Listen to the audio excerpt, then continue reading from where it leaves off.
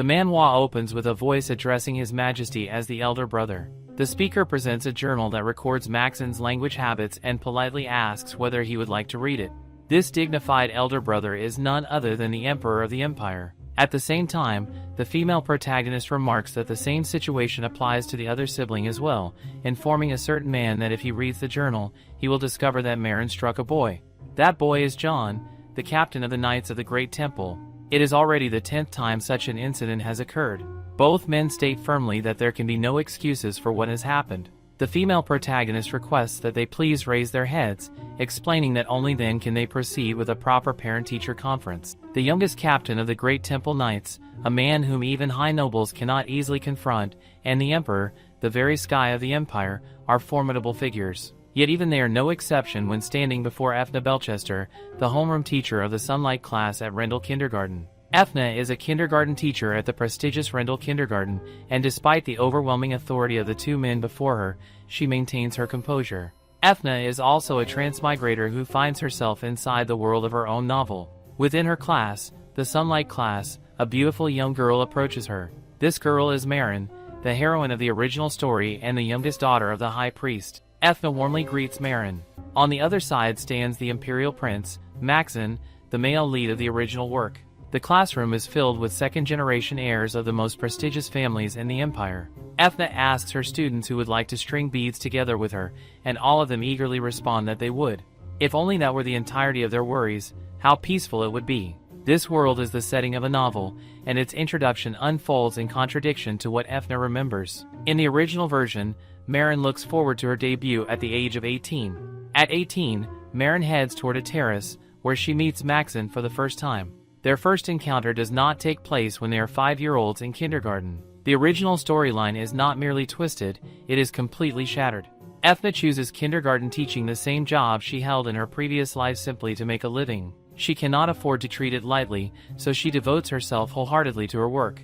Because of her dedication, this kindergarten grows into the finest educational institution in the Empire. No one could have predicted that the protagonists of the novel would meet so quickly within its walls. One day, Marin becomes so excited that she accidentally bumps into Maxon. Maxon reacts by calling her stupid.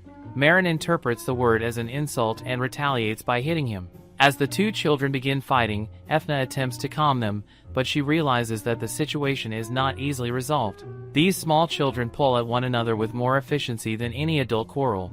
Ethna steps between them and reminds them that fighting is unacceptable. For this reason, the story returns to the present. Ethna greets both guardians and thanks them for agreeing to attend this meeting. She introduces herself as the children's homeroom teacher and addresses the guardians formally. John clarifies that he is Marin's elder brother and tells her that she may speak comfortably. However, one man is the Emperor, and the other is the captain of the Knights. Ethna wonders how she is supposed to speak comfortably in front of such figures. Outwardly, she first expresses her gratitude to both of them for coming. The Emperor remarks that since he has been summoned all the way here, he hopes the matter is worthwhile. Ethna feels as though she is being crushed beneath their presence, yet she refuses to retreat. She decides to get straight to the point. She explains that at this age, children are very active. As their large muscles develop, they naturally move around frequently. She mentally recalls her strategy for handling meetings with guardians flexibly. First, lay the groundwork. Second, lay the groundwork. Third, lay the groundwork. Reassuring the guardians that there is no major problem with their child must always come first. Although she claims she will get straight to the point, her introduction becomes rather lengthy. She explains that because children at this age are energetic, they sometimes fail to control their strength and accidentally hurt other children. The Emperor questions whether someone truly dared to lay hands on a member of the imperial family. John responds that it seems the young prince is quite mischievous. The Emperor scoffs and remarks that if someone were to die for insulting the imperial family, his younger brother would be saddened. John counters that the people of the Empire would be saddest, as it would be an unjust death. The Emperor states that there has never been a precedent of anyone insulting the imperial family and surviving, questioning how that could be considered unjust. John remarks that it is pitiful if the imperial house cannot even accept the smallest criticism. Ethna begins to regret calling the two of them together. She clarifies that Marin and Maxon both exchanged punches. The revelation leaves both guardians confused. John insists that it is impossible, describing Marin as a precious child who would not even harm a passing insect. The Emperor adds that Maxon has been faithfully carrying out the etiquette education befitting the imperial family. Ethna herself once believed this portrayal when she read the original novel. She acknowledges that it is an age when impulses are difficult to suppress. However, she understands that the larger problem lies elsewhere. If this behavior continues, the two children will struggle to form close bonds with their classmates. The youngest daughter of the high priest, who is said to be capable of bringing down even a flying bird, and the one and only prince of the empire, whom no one dares to treat carelessly. Such titles create invisible barriers. No one dares to approach their younger siblings freely. Ethna can practically see the tension written across their foreheads. She assures them that she will do her best to guide the children at school, but she emphasizes that she will need their cooperation at home as well. Both men are left utterly confused and speechless. Observing their silence, she inwardly labels them parenting rookies. Compared to other guardians, they resemble gentle beasts rather than fearsome authorities. At times like this, it is important to hold the reins firmly. John promises that he will speak to Marin properly. Ethna turns to the emperor, who replies that he will instruct the imperial education officer regarding the matter. She immediately objects, insisting that he must speak directly with Maxim. The emperor questions whether she even understands who he is. Ethna responds that she does, acknowledging him as the sky of the empire. He asks whether she understands how much time he has set aside to be present. She sighs and replies that since His Majesty has made the effort to come all the way here, she believes he will devote even greater attention to Maxim. Internally, she braces herself, thinking that if he dislikes her words, he can have her executed. She has already lived through death once, and there is nothing left to fear. The emperor begins to respond, but Ethna wonders whether she has overstepped her bounds. He is still the emperor, and perhaps she has been too careless. John remarks that she is correct and suggests that making excuses would make their family appear truly pathetic. Ethna silently begs him not to provoke the emperor further at this moment, especially not with that smug expression that makes him appear equally guilty. Ethna then states that the same responsibility applies to John as well. She addresses him as captain of the knights and asks both of them to speak with their children about their kindergarten life. She reflects that this compulsion to speak her mind is an occupational disease. Even at the risk of being struck down, she must say what needs to be said. It is a desperate struggle not to be swayed during a parent-teacher conference. The two men fall silent once more, appearing deep in thought. Ethna considers that this is only natural, as parenting is always the most difficult job in the world.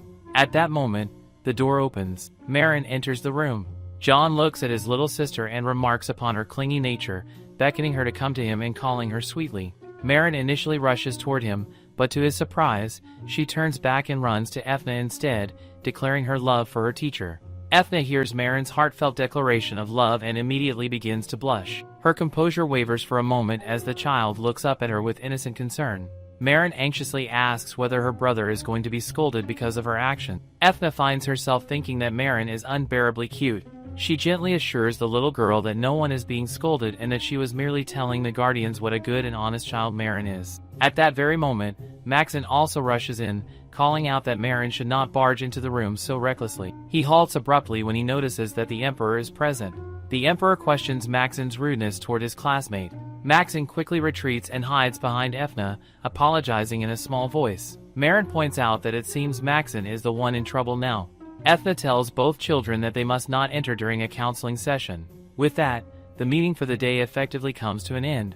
The children's sudden entrance shatters the tension in the room, and the mighty knight commander has just been brushed off by his own little sister. Ethna announces that they will conclude today's session, as the children appear to have grown tired of waiting. As everyone begins to disperse, Ethna informs the emperor that she has something she wishes to discuss with him privately. He asks what it concerns. She cannot help but notice how extraordinarily tall he is. Meanwhile, Marin pulls Maxim along, reminding him that the teacher told them to leave. Ethna gathers her courage and turns back to the emperor, intending to speak. However, he steps closer, and she instinctively steps backward. He continues advancing slightly, causing her to retreat until she blurts out that he is standing a little too close. In her flustered movement, her hand accidentally presses against his chest. She gasps in shock, unable to believe that she has just touched the emperor's chest. The emperor calmly remarks that the shelf behind her is old and appears as though it might collapse, explaining that he was merely checking it and will call someone to repair it. He asks whether something is wrong. Ethna immediately denies it, clearing her throat in embarrassment. She explains that she hesitated to bring this up, but the matter she wishes to discuss concerns how they address each other. He wonders whether she is referring to the manner in which she and he speak to one another. She confirms that she is. She explains that the most important aspect of education is establishing a proper relationship between guardian and teacher. To achieve that, she asks him to repeat after her. She instructs him to say Miss Teacher. He responds with simply Teacher. She insists that he saying Miss as well is not difficult. He again calls her Teacher. She continues to press the matter until, at last, he relents and says Miss Teacher. Ethna claps her hands in satisfaction and declares that from now on, when he is at the kindergarten, he must address her properly in that manner. She adds that there is something even more important. Even if one feels slightly intimidated, one must push forward. Mutual formal address is essential, especially in front of the children. He must not use informal speech at the kindergarten. Having little choice, the emperor states that he understands. Ethna finally feels somewhat at ease. He then remarks that, in that case, may he say what he originally intended. She grants him permission, internally marveling at how adept he is at speaking formally and wondering why he had been so stubborn earlier. He asks her to visit the imperial palace sometime. She is taken aback when he suggests that she consider it a home visit. She wonders if he is truly inviting her personally. The thought crosses her mind that this resembles the romance fantasy version of a would you like to come up for coffee advance. Advances from a parent are, of course, unacceptable. She promptly states that she cannot have private meetings with a student's guardian. He replies that this is the first time he has encountered a teacher who considers a home visit to be a private meeting. Ethna asks whether there is a particular reason he requires such a visit. He pauses thoughtfully before stepping closer again. He gently brushes aside a strand of her hair and explains that he needs to speak with her alone. There are many things he wishes to find out, and there are far too many listening ears in the current setting, primarily matters concerning Maxon, of course, though he is also curious about several things regarding her. He casually mentions that she had a small piece of confetti stuck near her ear. Ethna responds with mild embarrassment, thanking him. He states that he will assume she understands his intentions and that he will take his leave. He bids her farewell, deliberately addressing her as Miss Teacher. As he walks away, Ethna wonders why he stood so close and what exactly he wants to know about her. 5 years earlier, whispers circulate among the servants. One maid mentions that she heard the master intends to add Lady Lillian to the family register. Another responds that Lady Lillian is merely the daughter of a mistress and has only been at the mansion for a month.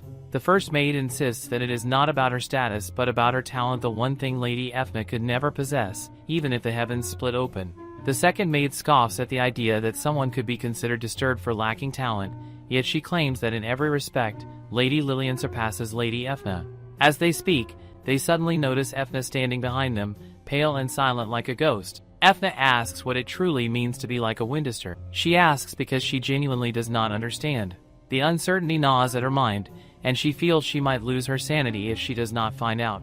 One maid dismisses her, asking what nonsense she is muttering and telling her to go inside instead of being annoying.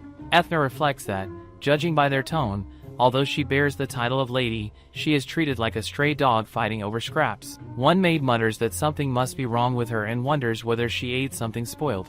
Ethna begins to suspect that perhaps it is because she lacks the talent they were discussing. She realizes she has truly become trapped in the wrong web novel this time. However, she informs them calmly that she possesses a rather serious occupational hazard. Whenever she encounters a rude child, she simply cannot ignore it. With a firm expression, she asks which one of them would like to be the first to sit in the thinking chair. The Winchester Count family, especially all the bloodlines of this family, is known for producing children born with outstanding talent. In every generation, someone emerges with a beautiful voice, someone else possesses excellent physical ability, and another displays a remarkable knack for business. Each of them stands out in various fields. Even though the Winchester Count family does not have a long and ancient history, it is through these extraordinary talents that they are able to secure their place among the central nobility. However, for the first time in the family's history, a child without any talent is born, and that child is Ethna. This existence makes her seem like a mistake. After all, she has managed to reduce her original story to that of the Winchester family, yet at this moment it is still before the main characters are even born. She is the so-called talentless Ethna, a 17-year-old girl unrelated to the main characters of the original storyline. Someone calls out to Ethna, saying that she has been searching everywhere for her. The dazzling child who approaches her is Lillian. Lillian laughs brightly, accompanied by her two equally dazzling yet thoroughly annoying older brothers. Ethna asks Lillian what the matter is. Lillian excitedly explains that they should go out to eat together because their father has said he will buy them something delicious. Ethna wonders why this sudden kindness appears now, when until this moment he has only ever given her leftover food. Lillian then suggests inviting Ethna's fiancé, the Marquis, as well. Ethna calmly informs Lillian that he has gone down to his territory the previous day. This information makes Lillian visibly startled, and she begins to think deeply, which causes Ethna to notice that Lillian seems somewhat disappointed. One of her older brothers scolds Ethna, saying that she should have covered up that matter and questions whether she truly needed to state it so bluntly. Lillian, confused, asks what he is talking about. He responds gravely that he had intended to endure the embarrassment and take her along, but she is now irritating him. Ethna wonders what kind of nonsense this is. It is clearly anger vented without reason, yet no one points it out. The entire situation feels like a disaster about to unfold. Ethna asks why she should cover for her own fiancé. Her brother grabs her arm and demands to know whether she has lost her mind and whether she is truly talking back at this moment. Suddenly, their father appears and commands that there be enough of this, not in front of the servants. Her father turns to Ethna. She responds respectfully, yet in the next instant he strikes her sharply across the cheek. She cannot believe that he slaps her over something so trivial. Her father declares that since she has no talent, she should live as though she were dead. Unlike her, Lillian has manifested yet another talent. On her very first attempt at shooting, she has hit 6 out of 10 targets. This achievement proves that Lillian possesses the same talent as the first Count Winchester. Today's outing is meant to celebrate that accomplishment. On a day when everyone should be rejoicing, he accuses Ethna of daring to ruin his daughter's mood. Ethna thinks bitterly that she, too, is his daughter. She wonders what she is to him, or rather, what Ethna represents in his eyes. She knows she should argue and grow angry, yet her body refuses to move, as though it has been conditioned to submission. Lillian approaches their father and gently assures him that there is no need to worry, that Ethna will be fine. She suggests that they leave her sister to rest and hurry along because she is hungry. Their father agrees and announces that today they will do everything Lillian desires. After their meal, they will even go dress shopping. Ethna remains standing there, stunned. In this house, she is lower than a bug.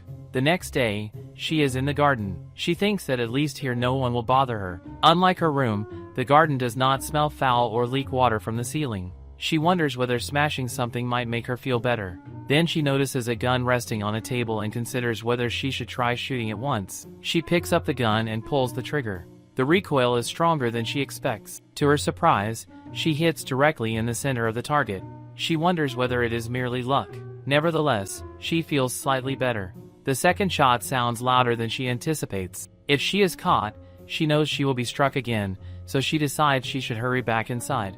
At the Marquis's residence, Ethna is working. She steps outside briefly and wonders what day it is. It is already the 20th night. Time seems to fly endlessly. She spends her days attending lessons meant to make her more proper, and her nights buried in paperwork. At this point, it feels as though she is being used as nothing more than a servant. She decides to at least get some fresh air. As she walks, she hears voices and recognizes that they are coming from her fiancé's room. When she looks, she sees Lillian inside with her fiancé.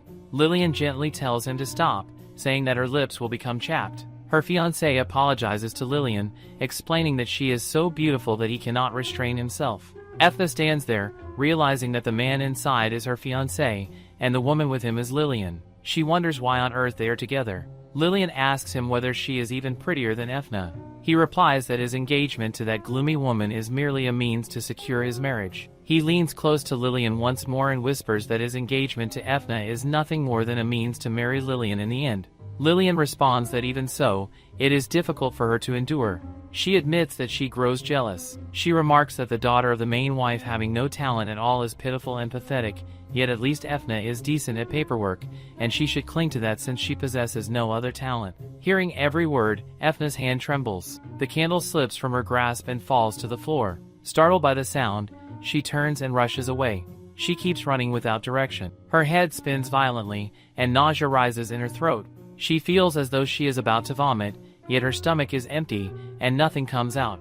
The pain intensifies, sharp and unbearable. She wonders how she has endured all of this for so long. Through her blurred vision, she notices someone approaching, calling out to her.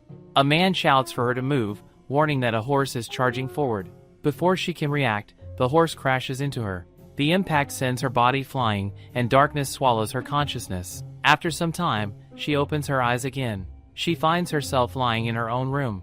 A maid stands beside her bed, looking both frightened and irritated. The maid exclaims that Ethna has scared her and demands to know what happened. She adds sharply that since Ethna is awake, she should stop collapsing all the time because it is nothing but an annoyance. Ethna slowly looks around. This is indeed her room. She is certain that she was struck by a horse. She asks the maid what day it is. The maid snaps that she cannot even keep track of the days anymore and informs her that it is the 4th day of the imperial calendar.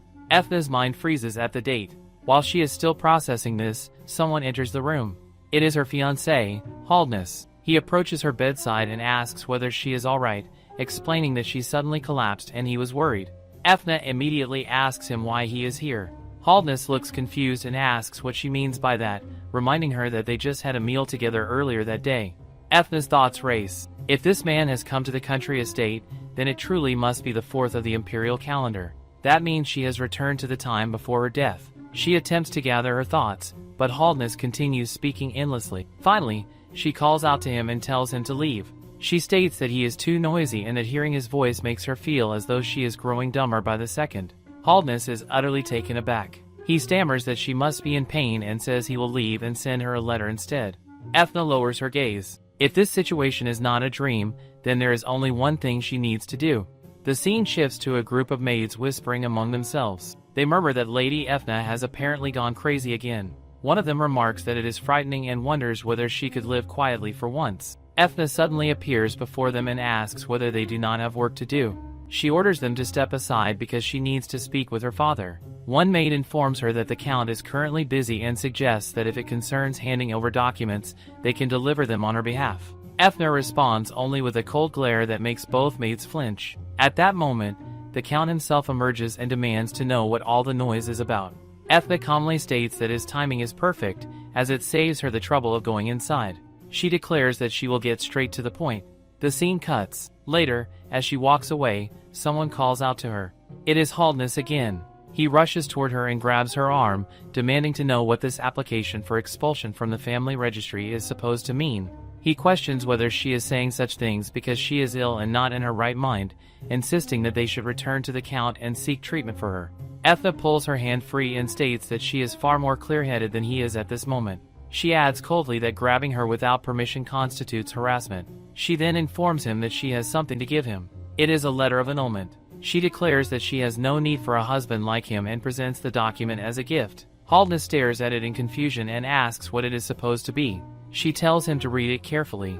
It is a letter formally annulling their engagement. He demands to know what this means. She explains that it means she is calling off the engagement. At that moment, Lillian arrives, asking what on earth is happening. Ethna turns toward her and addresses her mockingly as her pretty little sister. She tells Lillian to take this trash back with her. She declares that her place, her fiancé, and everything she has discarded suit Lillian far better. With that, she leaves. The maids whisper that Ethna must truly have gone mad. They question why her fiancé is being handed over to Lady Lillian and wonder whether it is related to the rumor from before. Lillian stands there, her expression dark and furious. Finally, Ethna returns to her room. She thinks to herself that she has finally done it.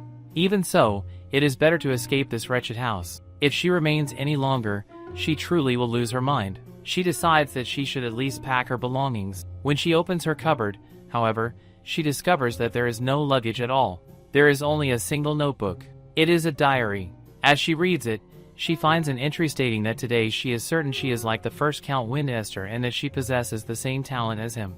Ethna frowns. If it is the talent of the first Count Windester, was that not supposed to be Lillian's? After awakening in this body, she has not felt any special ability. Perhaps if she reads further, something will become clear. She continues reading. Out of curiosity, the writer of the diary once fired the gun placed at the shooting range, and all 20 shots struck the center of the target. She secretly played her father's violin and was able to perform a tune she had heard only once, flawlessly. She wished to study, so she stole her brother's textbook on the language of the Command Kingdom.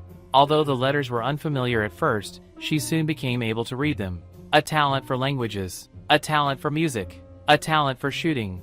A talent for business. Ethna's heart pounds. Could it be that all of these were the talents the original Ethna possessed? The talent had been hers all along. Back in the present, she becomes a member of the Viscounty of Belchester.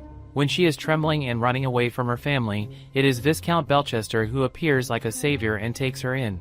However, since the family finances are not abundant, she finds employment to be of help at the nearly collapsed DEL kindergarten. Perhaps luck gives her a push like the wind, for as magical engineering advances across the empire, knowledge and skill grow in importance. Even nobles who once considered studying and working to be shameful now begin to devote themselves to education. The academy, once merely a social venue for nobles, becomes a trusted institution of learning, and kindergartens, which are responsible for early education, gain enormous attention as well. 2 years later, a kindergarten boom sweeps across the empire, and at its center stands Ethna. Someone calls out to her and apologizes for catching her on her way to work, asking whether she could attend the charity masquerade ball that evening. Ethna replies that she can attend, though she worries that someone might recognize her. The old lady tells her that if that is her concern, she is right to think so, and if it troubles her, she need not worry, since it is their own masquerade.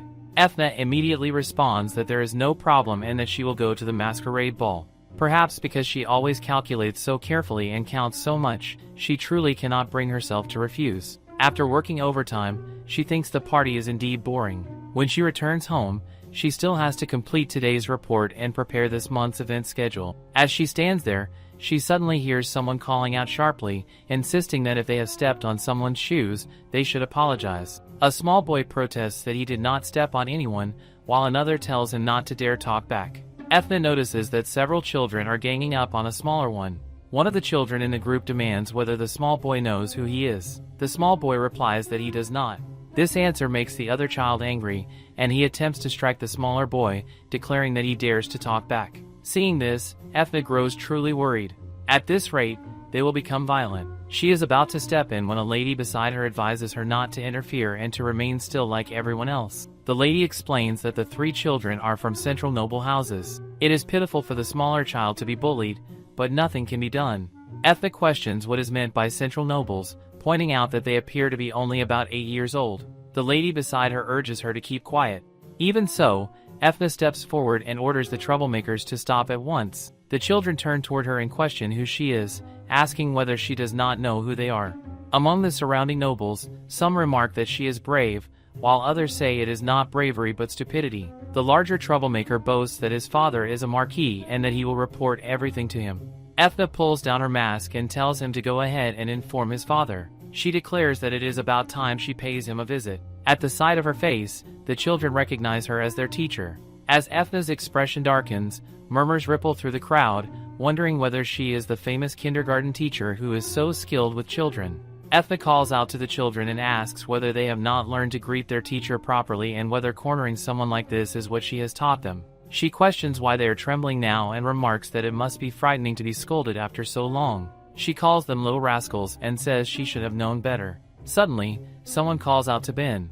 Ethna turns and sees a young man approaching. The little boy addresses him as his big brother. The adult asks Ben what is happening. Ethna grows worried, realizing that this man is the boy's elder brother. The overwhelming pressure he exudes causes the previously chatty noble brats to fall silent at once. Ben explains that they fought, while the other children tremble and hide behind Ethna. She steps forward and greets the man, introducing herself as the children's teacher. She states that it was not a serious fight and that the parents will be arriving soon. The man remarks coldly that the parents must be crawling over already. Ethna thinks inwardly that there are many people present, so surely they will walk rather than crawl. She bows to him and clarifies that it was not a mutual fight but a one-sided act of bullying. As their teacher, she sincerely apologizes. Addressing the guests, she states that bullying cannot be dismissed as a mere mistake, that this time it is entirely their fault, and that their parents are arriving now. The man notices Marquis Gopin approaching. The Marquis rushes forward and embraces his son. The man coolly observes that the Marquis is a pathetic fool who cannot even control his own child, and that perhaps that is what should be said. The Marquis, both angry and frightened, demands to know what he has just said, whether he has gone insane, whether he knows who he is, and how he dares to speak in such a manner. The man replies that it is enough that he has heard the Marquis's son picked a fight with his little brother, and he questions whether House Gopin teaches its children to start fights they cannot win. At last, he removes his mask. Everyone is visibly stunned, for he is Duke Caden Hildebon. The Marquis immediately lowers his head and offers a hurried apology. Ethna thinks to herself that the arrogant Marquis is bowing his head now, and she reflects that a duke's rank is far above that of a Marquis. Still, she feels that the name Hildebrand sounds familiar. She ponders it for a moment, and then the realization strikes her. She wonders if it truly means that this is the Grand Duchy of Hildebrand. His novel opens with him asking someone whether they are an idiot. He declares that everyone is alive until they die, that it would be more efficient for them to beg to be killed for the sake of others as well, and that their appearance is so unpleasant it becomes boringly terrible. Original readers once called him a tyrant for lines like these. Yet now, in the present, he simply calls out to his little brother, saying that he is hungry. Ethna immediately recognizes him as the Prince of Terror. The cute child standing nearby is Ben. She cannot help but wonder what on earth happens to him as he grows up. Ben turns toward a lady and then tells his brother that someone has fallen down over there. Caden looks at Ben in question. Ben suggests that they should help her. Caden replies that it is not their problem to solve. Ethna thinks to herself that she knows exactly from whom Ben learns such things. She steps forward and asks Caden if she may add something. He asks what it is and allows her to speak. The intimidation he exudes is no joke, yet she forces herself to say what must be said. She explains that he should not leave a child by himself, especially a child of Ben's age, who can easily be drawn to sensational sights and attention. He must be extra careful. Murmurs spread through the crowd, wondering whether she has just admonished the Grand Duke. Since her speech lasts more than 5 lines, some even begin to wonder whether she will be safe after this. The two of them remain silent for a moment. Then Caden smirks faintly and remarks that he will be careful, addressing her as teacher. The next day, Ethna thinks that she wishes she had spoken to him more. She had been too indecisive yesterday. She should not have let the original villain's guardian lead like that. At that moment, someone approaches her and says that she has found something while cleaning the library and asks her to take a look. It is written in an Asian language that the girl cannot read. She wonders whether Ethna might know it. Ethna takes the book and says she will see. The instant her eyes fall upon the script, she recognizes that it is not an ancient language at all. It is Korean. She asks the girl whether she may borrow the book. The girl agrees, asking her to return it before the faculty meeting. Ethna immediately begins to run, her mind racing with questions about why such a book is in a library and why it even exists in this world. Finally reaching her office, she stares at the book and wonders what kind of story it contains. The title states that Ethna is a villainess. She wonders whether she has read it incorrectly. The text repeats that Ethna is a villainess, something no one in this world would ever associate with her, leaving her utterly confused. It declares that Ethna is the most evil woman in the world, that she always goes around threatening to kill scientists. In the end, the villainous Ethna stands upon the guillotine. Everyone gathers to watch her final moments. For the crime of using black magic, which is strictly forbidden in the Empire, she is sentenced to death. In addition, the Imperial Knights are to be dispatched to the Grand Duchy of Hildebrand for collaborating with her. Ethna's thoughts spiral in disbelief. Sentenced to death? For using black magic? And the Grand Duchy as well? Now she remembers the reason behind Ben's corruption. The scene shifts as she stands before Caden and says that she would like to discuss something with him. She recommends Ben's enrollment in the Royal Kindergarten. As Caden looks at her, she asks him to review the proposal positively. He examines the documents while she internally begs him to enroll Ben. She has to stop his little brother from becoming the main antagonist and prevent the corruption that stems from Caden's death. Caden states that he refuses. Ethna is utterly taken aback. She assures him that their kindergarten is a professional educational institution and that she is confident it will be beneficial to Ben. Caden replies that if it is professional education, Ben is already receiving it. She knows she must intervene somehow.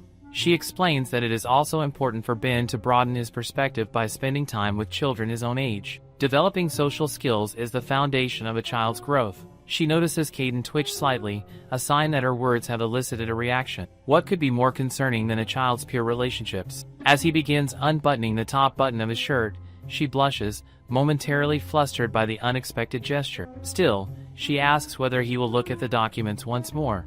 If Ben is accepted, he will be assigned to her class. Caden explains that the problem is that Ben is his half-brother. He worries that Ben will be ostracized for being an illegitimate child. Ethna reassures him that he need not worry and asks him to look at the last page of the documents. Caden does as she requests and asks what it is. She explains that the children in her class have written letters welcoming Ben. Caden says that he understands but questions whether Ben's name has been changed without his knowledge. The moment she notices the spelling mistake in the name, she feels as though her mind has completely short-circuited. The guardian remarks that it is indeed quite an impressive letter, and she assures everyone that they will soon be going on their spring field trip. She believes it will be a good experience for Ben as well. She mentions that she has recently heard news about the Grand Duchy, stating that the Duke is putting considerable effort into educating the people of his territory. Garden Snugs responds that she is well informed and confirms that the information is true.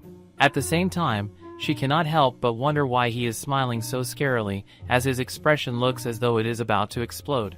Even the sight of his tightly fastened shirt appears terrifying, as if unbuttoning it would unleash something dreadful. She shifts her gaze and explains that their kindergarten is the Empire's first official early education institution. The Empire is currently investing in early education regardless of social status. He scoffs at the idea that she even cares about another territory's affairs, questioning whether she is truly implying such a thing.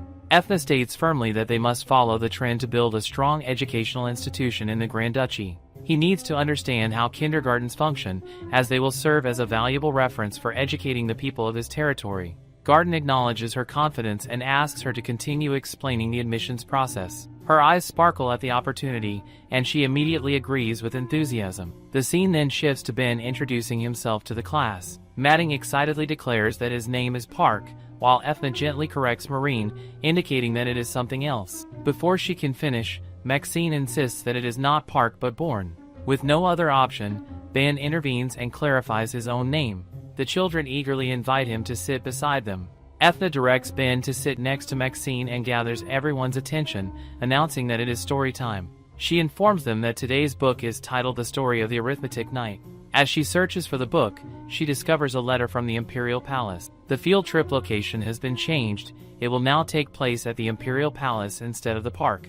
Ethna immediately goes to the principal, pointing out that they have already completed the site survey and finalized all the plans for the park visit. However, the principal explains that the Imperial Palace submitted the proposal first, and they cannot refuse such courtesy. Ethna protests that this means they will have to redo all the surveys and plans. She turns to the other teacher for support, but the other teacher suddenly remembers that her house is supposedly scheduled to catch fire that day. Ethna looks at her in disbelief, stating that she cannot possibly handle the overtime work alone. The other teacher then adds that the slatter living in her house is sick, making it impossible for her to assist. Realizing that everyone appears to be quite busy, Ethna reluctantly decides that she will go instead. She cannot believe that during her luxurious holiday she is forced to take on extra work. She also complains inwardly about how far the Imperial Palace is, especially in a world that does not even have taxis. Suddenly, she notices something nearby.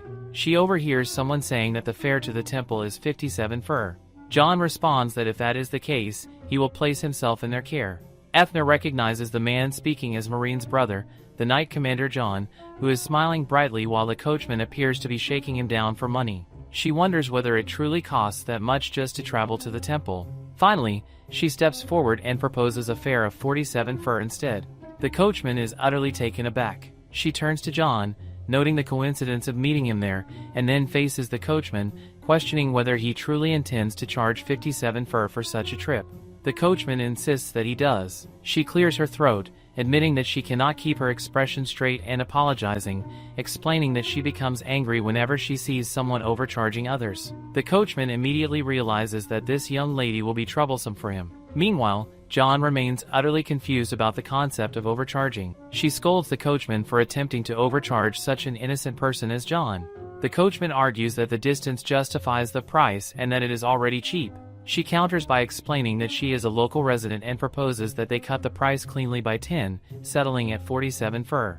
This angers him, as he claims that such a price would not even cover the cost of horse feed. The two of them continue arguing intensely, yet she remains stubbornly fixed on 47. The coachman grows increasingly frustrated, unable to comprehend how she refuses to budge even once from that amount. She stands firm and warns that if he continues to insist, she will simply hire another carriage for 45 fur instead. John gently suggests that 10 fur is not such a significant amount and that she does not need to argue so fiercely. However, she scolds him, pointing out that with that money he could buy Manning 3 of her favorite candies. Faced with her persistence, the coachman finally relents and acknowledges that she is indeed a capable young lady. She remarks that he should have agreed earlier. Turning to John, she informs him that the coachman has accepted 47 fur. John thanks her sincerely, noting that she has protected the value of 3 of Marine's candies. He then asks where she is headed. She replies that she has business at the Imperial Palace. Upon hearing this, John suggests that they travel together, wondering if they should share the carriage. Ethna sits inside the carriage, thinking that she feels uncomfortable and that she hates this situation. She wonders if it is because of the lingering memories of being struck in her previous life. Even so, she tells herself that it is still bearable for now. John notices her uneasy expression and asks if she is all right. She replies that she is fine, yet he can clearly see her trembling hands. He gently calls out to her and instructs her to inhale deeply for 3 seconds and then exhale slowly for 7 seconds. He explains that if her motion sickness is severe, she should try calming it down this way, and he offers to count the seconds for her. She follows his instructions, and gradually she begins to feel slightly better. She thanks John and tells him that she feels much improved now.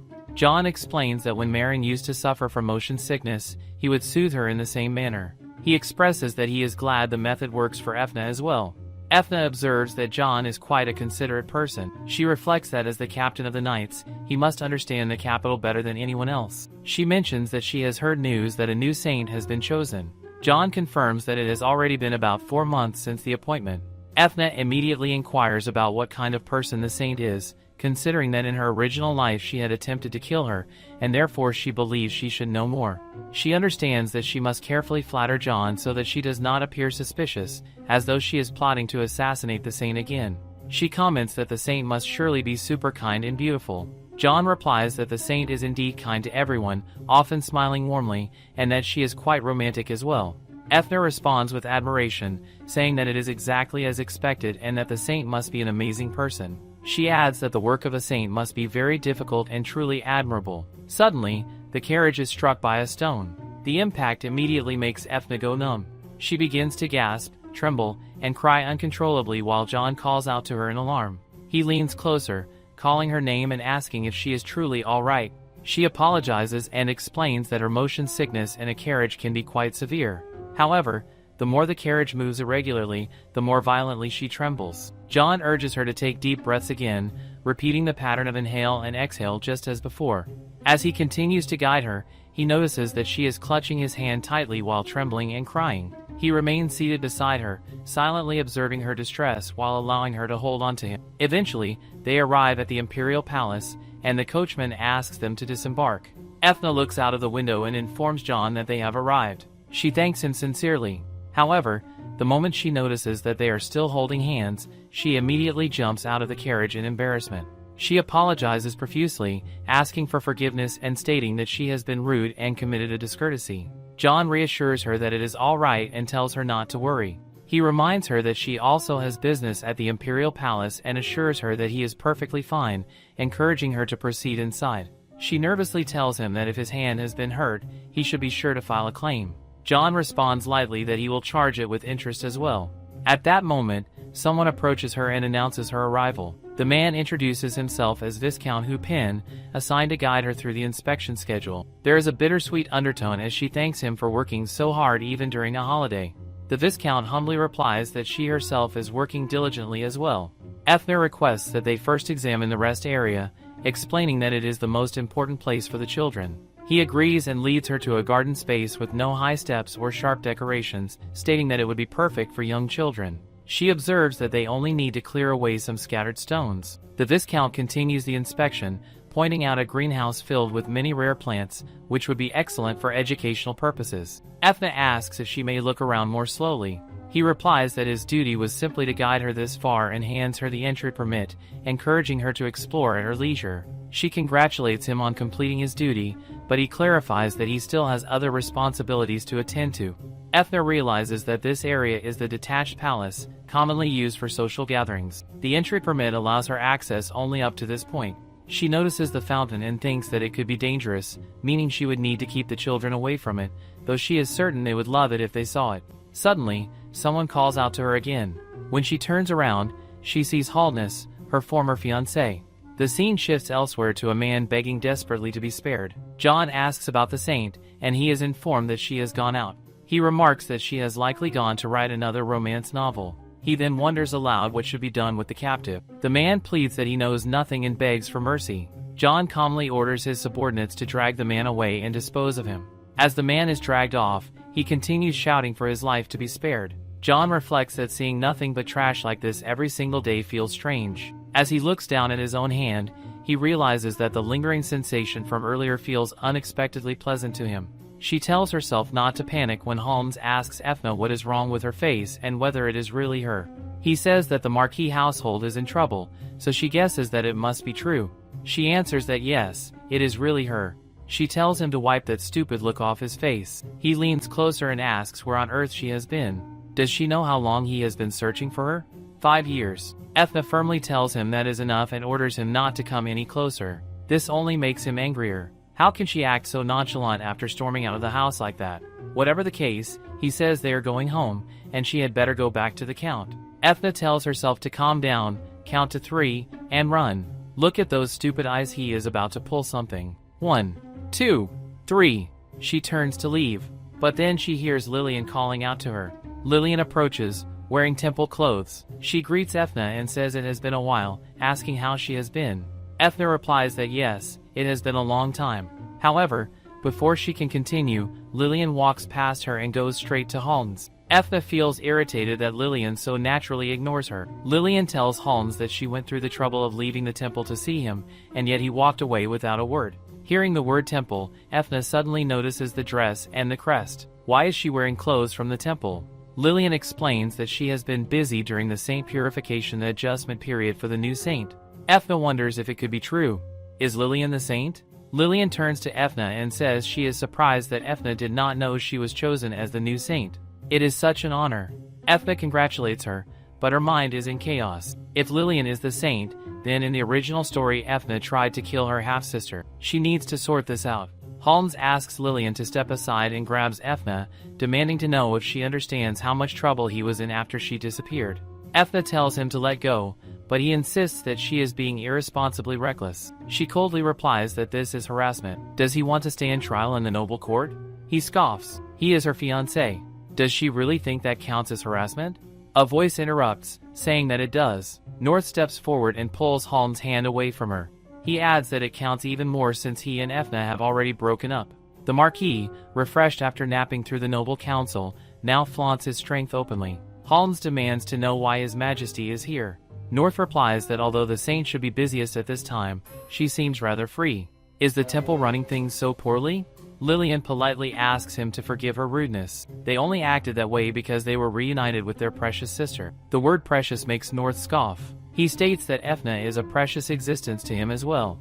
Ethna is stunned. She cannot believe that a guardian truly treasures her. North continues, saying that just to see her, he had to beg and stumble about like crazy. Holmes argues that he had business with Ethna first and that he will be taking her with him. North tells him to make his case loud and clear. Ethna trembles slightly and says that she is with North. What was that? North asks, leaning closer. Her voice is too soft, he cannot hear it. Holmes glares but eventually mutters, never mind. North smiles, satisfied, and says that since nothing is wrong, they should be off. They have an important prior engagement. Ethna blinks. Engagement? North asks if she has already forgotten what they promised to do together. She tries to remember, then suddenly recalls the home visit. He says he cannot believe she actually forgot. She insists that she really should be going back now. North glances at the sky. The sun is still high and bright. Why must she leave so soon? Internally, she wonders if he expects her to waste more of her precious weekend daylight. He gives her a look with puppy-like eyes and asks if she really has to go. Looking at him like that, she sighs and says no. She is truly delighted to keep their appointment. North chuckles, saying that judging from her laugh, she seems very delighted. She replies, of course, absolutely. Behind them, Holmes shouts that if she insists on acting this way, he will tell Count Windeaster. Ethna replies calmly that he can go ahead and tell her father. He may run along and complain to the Count. Does he really think her father will help bail out his ruined business? With that, she turns away and thanks North. As they walk, she congratulates Lillian once more on becoming the saint and sincerely wishes her blessings, especially for Holmes. He looks like he needs them more. North comments that the atmosphere here is unbearable and suggests they head to the greenhouse. Ethna remarks that he seems more delicate than he looks. As they leave, Lillian watches them go, wondering how Ethna dares to treat her this way and thinks she can get away with it. They sit together when North asks Ethna if she likes the place. She looks around and replies that yes, It is really beautiful. He casually mentions that people say if lovers come here, their love lasts a lifetime. She laughs at that and thanks him for helping her earlier. He asks whether it was inconvenient when the field trip location was suddenly changed. She replies that of course it was inconvenient. She even had to work overtime. However, he quickly adds that he is simply grateful she agreed to it willingly. She scoffs and turns to him. If he was going to say that, he should have asked whether she was willing in the first place. She tells him she could not sleep, could not eat, and only work non-stop. Yet somehow, it was considered an honor for her frail, pitiful body to be worn down like that. North tilts his head and says he cannot tell whether she is fearless or simply has too much courage for her own good. She falls silent when he suddenly says she should take good care of her plum-swollen liver. Finally, she asks if there was another reason he gave up the imperial palace for the day. He answers that of course there was a very important reason. Around this time, 2 years ago, Maxine was nearly assassinated. The carriage he was riding in had been passing through Aquiline Lake Park. She freezes. Lake Park? That was the original field trip location. North asks her what she thinks he must have felt at the time. He must have been furious. Ethna notes that 2 years ago Maxine was only 3 years old. Even she feels angry just imagining it. How much more must His Majesty have felt? North shrugs and tells her to call him selfish if she likes. He changed the location without notice and even allows her to hit him if she wants. She can hit his cheeks. She stares at him for a moment, thinking seriously, then asks whether she can hit him with her palm or with her fist. He is utterly taken aback before bursting into laughter. She insists that she was asking seriously, but since she is a pacifist, she will let it go this once. Instead, could she hear more about Maxine? North agrees, still chuckling, wiping at the corner of his eye as if he is tearing up. She wonders what is so funny. He explains that quite a few people do not look kindly upon Maxine. It is not the emperor's son who stands in the prince position, but his younger brother. To nobles who covet the empress seat as a symbol of power, Maxine must seem like an unwelcome presence. Ethna nods thoughtfully. As expected of a first-class kindergarten teacher, she understands immediately. North says she is exactly right. She replies that it must be hard for both His Majesty and Maxine. He studies her and asks whether she feels a little sympathy for him now. She answers bluntly that she only sympathizes with things that are weak and cute by nature. North chuckles and tells her not to take him too lightly. For an emperor tormented day and night by eavesdropping rats, lending out a corner of the counseling room should be fine, shouldn't it? She raises an eyebrow and asks what he plans to do there. He replies casually that perhaps he will worry about the future of the empire, the stability of its people, or perhaps consider the safety of those rats. She sighs. Talking about rats and political schemes is a rather grim concern for a kindergarten setting. She tells him that if he comes, she will at least serve him a cup of tea as long as he gets permission from the director. He smiles and says he almost forgot about that promise. The scene shifts. Ethna claps her hands and tells the students to line up properly. No running. Just follow along. From now on, they will be visiting the greenhouse. The students erupt in excitement. She thinks to herself that they have only just arrived at the first location, and it already feels like a long journey. Checking for missing children, picking up dropped belongings, glaring so much that her face hurts. She instructs them to form 2 orderly rows before entering. Inside, Marin gasps that it is so pretty. The flowers are huge. There are butterflies too. Ethna smiles and asks whether the plants are not amazing and beautiful. What should they do with these little friends? The students answer proudly that they should not hurt them and should only look with their eyes. She nods approvingly. Correct. Flowers cannot say ouch if someone touches them. If only the children behaved as well as their answers suggest. Marin ends up rolling in a muddy patch while playing. Maxine falls into a pond while arguing with Marin. Ban eats so much chocolate that his mouth turns completely black. Even 1,000 hands would not be enough for this chaos. Marin changes into her spare clothes. Maxine is dried with a fluffy towel. Ban's mouth is carefully wiped clean. Finally, Ethna sits down and sighs that it is lunchtime. Once she finishes supervising their meal, she will grab a quick bite herself. Suddenly, someone calls out to her. It is Maxine. She asks him what is wrong. He says that Marin is gone. She told him she was going to get water from her bag, but she never came back. He cannot see her anywhere. Ethna feels her heart drop. Viscount Chupin is working when Ethna rushes toward him and calls out his name. He looks up in surprise and asks, "Isn't today the field trip?" She grabs his arm and urgently asks if they can get help from the Imperial Knights. A child is missing. Hearing this, his expression turns serious. He immediately assures her that he will contact the Knights right away.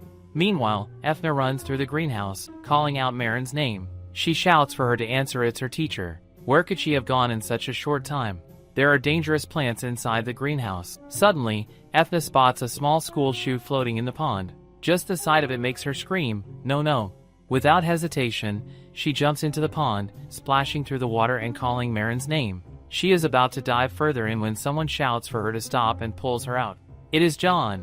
She struggles and tells him to let her go.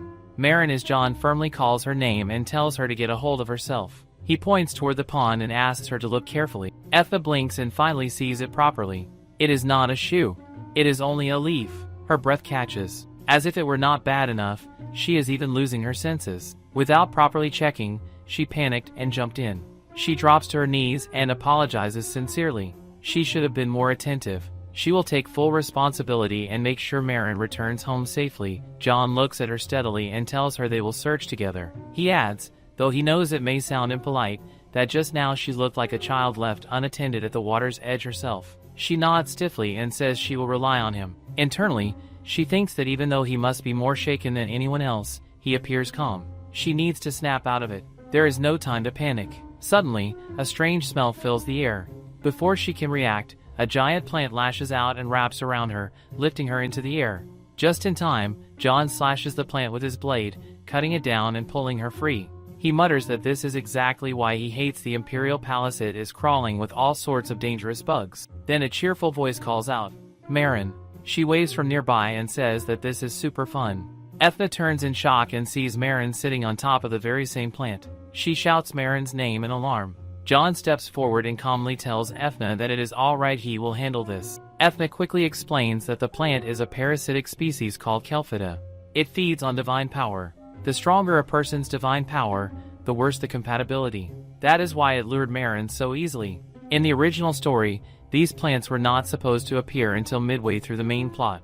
She never imagined they would target Marin this early. She urgently tells John that those creatures prey on people's weaknesses. Someone like him, with strong divine power, is even more vulnerable. The chances of him being deceived are higher than Marin's. Meanwhile, Marin continues laughing and playing with the plant as if it were a toy. John stares at it for a moment, then he quietly turns away. With one clean motion, he slashes through the plant, cutting it down effortlessly. Before stepping forward again, he glances back at Ethna and asks, almost lightly, if he ends up being taken down disgracefully, will she run away? He tells her not to look back. Her eyes widen. She shouts, "No, don't go." But he moves forward anyway. John goes and slashes off one pile from the plant. At that very moment, Marin is thinking of the plant as her mother and asks it to swing her even higher. Just as John cuts away another part of the vine, Marin imagines that she is flying high in the sky. Ethna reacts immediately. Before she even has time to think or offer thanks, her body moves on its own. She leaps forward and jumps to protect Marin. A power she has never felt before flows through her body as naturally as a child taking their very first steps. The strength surges effortlessly, without resistance. She asks Marin if she is all right, and Marin replies without hesitation that she is fine. Ethna realizes that she may possess the talent of a wind aster. Marin later tells the teacher that she was with her mother, flying high in the sky, and just as she drifted into sleep, she fell asleep completely. It must have been the effect of interference from divine power, ending precisely at that moment. John comes from behind and asks if she is all right. However, he notices that she is crying. She immediately wipes away her tears and apologizes, claiming that the tension has finally left her and wondering how foolish she must look, as if she had done anything worthy of such emotion. Seeing her tears, John simply stands there quietly. After a while, he points out that she seems to have hurt her arm and asks to examine it. Ethna insists that she is fine and worries more about John than herself. He reassures her that he is unharmed and tells her to look at his stomach. Once, he had been deeply cut by a sword, yet he treated himself immediately and managed to survive. He explains that if his treatment proves effective, she may strike him afterward if she wishes, but for now she must show him her wound so that he can hold it steady. Ethna agrees and gives her hand to him. As he begins to heal her, he recalls how she had just leaped a great distance in a single bound to catch Marin. He wonders whether she truly possesses the talent of a wind aster. Ethna notes that her hand has healed well and concludes that there is no need to strike him after all. Just then, someone calls out for Marin. It is the high priest, and he expresses relief upon seeing that she is safe. Marin opens her eyes and calls out for her father. John carries Marin to the high priest and assures him that she is perfectly fine, urging him not to kneel in such a mess. The high priest scolds Marin for being a rascal, reminding her that he had told her to stay close to her teacher. Marin explains that her mother had called her, invited her to eat cookies, and even swung with her. She had been incredibly happy. The high priest embraces her tightly, tears streaming down his face. Meanwhile, John helps Ethna to her feet. He admits that when his own mother passed away, he could do nothing but watch her leave. The memory explains why he had appeared so startled earlier. The high priest then begins to scold Ethna, criticizing the palace for allowing a monster beast to roam inside the walls and calling it ignorance. Ethna thinks that his temper resembles that of the sun. The high priest resolves that he must request a private audience with his majesty to understand how such a creature slipped through the palace defenses. He expresses gratitude to the teacher for keeping the child safe. Ethna notices that her clothes and hair have dried instantly. Divine power truly is astonishing. The high priest apologizes for the late introduction and explains that he is Marin's parent and guardian. Ethna greets him properly, introducing herself as Marin's homeroom teacher. She expresses both gratitude and apology. The high priest assures her that she need not blame herself, as the lure of Akelpida is not something anyone can prevent. He insists that they are the ones who owe her a great debt and promises that from now on, if anything concerns the kindergarten or teacher Ethna, he will agree to any request. Just as Ethna is about to say something further, John arrives and signals for her to remain silent. She complies. If that is the case, then with what she has read in the past side story about the saint, she might be able to obtain some help. John questions why she is smiling in such a way, and she replies that it is nothing. It is the slight, restrained smile of a romance heroine, one that can never be shown outright. The high priest announces that he will take the child and head back. Ethna bids him a safe return home. John also states that he should leave. He tells her that if she feels even the slightest pain, she must visit the hospital. She reminds him of it firmly and thanks him for today. After he departs, she feels that at least she can breathe for now. She decides that she should return to the children soon. Suddenly, someone calls out to her once again. She wonders why someone is addressing her by her surname. To her surprise, she turns and sees a mysterious figure, someone she may not be very happy to encounter. It is her brother. He states that it is truly her, just as Haldness had claimed, and questions what right she has to show up here. She calmly responds that it has been a long time since they last met, but clarifies one thing: she has always been here. He did not find her, he is the one who appeared. Her words seem to sadden him. He remarks that she has grown bold since the last time he saw her, which makes her wonder if he intends to hit her again. Suddenly, he grabs her by her clothes and demands to know whether she has lost her mind. Just as he is about to strike her, a sword is drawn. A voice remarks that perhaps it is because they are in a greenhouse, but there certainly are many pests around. It is John. Her brother questions what brings John here and, more importantly, what on earth is happening. John replies simply that he came to get rid of pests and that it appears one is clinging to Ethna. He asks her for permission to crush it on her behalf. Before anything further can occur, her brother immediately pulls back and stumbles to the ground. John then turns to Ethna and asks whether she is heading back. She answers yes, explaining that she still needs to escort the children. John states that in that case, he will escort her. He extends his hand toward her, and she smiles, saying that she will not refuse. He again asks if she is returning, and she confirms that she still needs to escort the children. Once more, he offers to escort her, giving his hand, and she smiles, accepting it and thanking him. The scene shifts. Later, Ethna stands in the market, wondering what she could use instead of felt cloth. Suddenly, she hears someone shouting that they have already told him to get lost. She wonders if a fight has broken out. As she looks closer, she realizes it is Caden. She is puzzled as to why the Duke would be here, and she cannot hear clearly what is being said.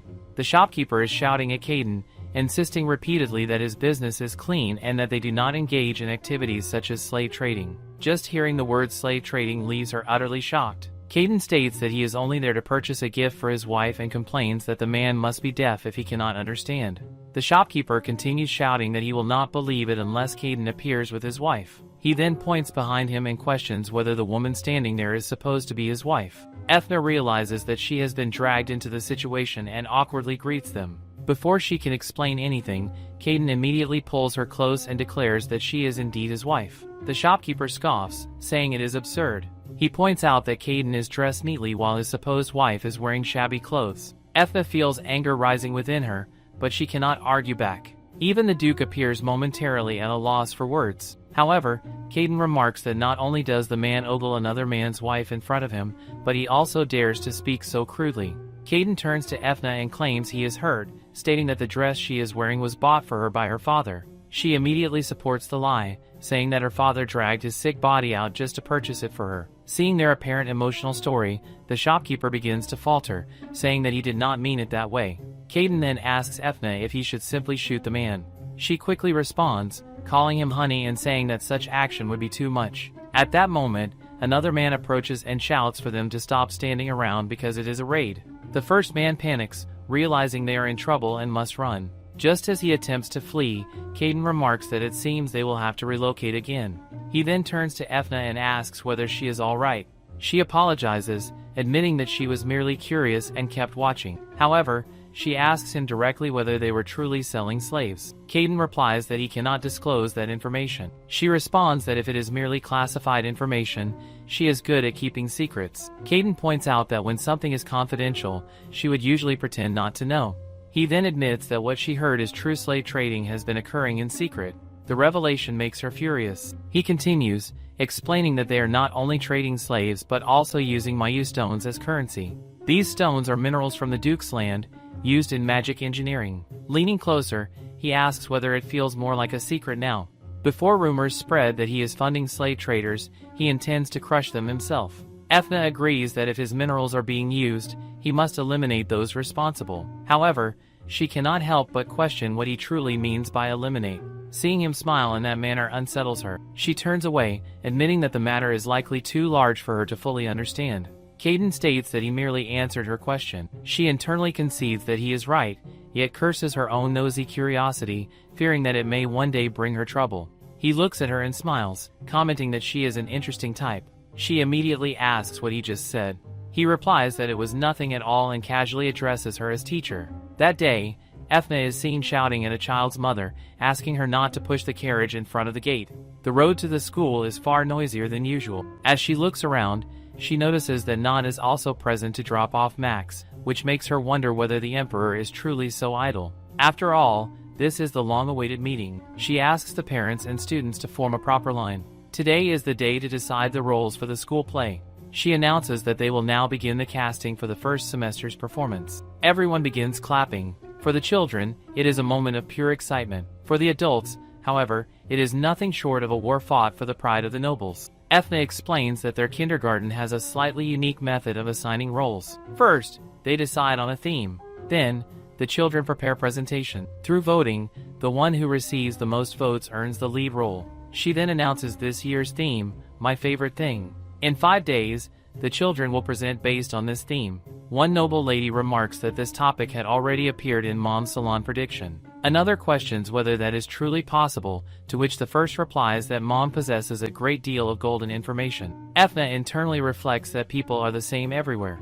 Originally, there had been heavy opposition to school plays. The nobles had protested, asking how their children could possibly sing and dance. However, it became known that the child who played the lead role often went on to become student council president after entering the academy.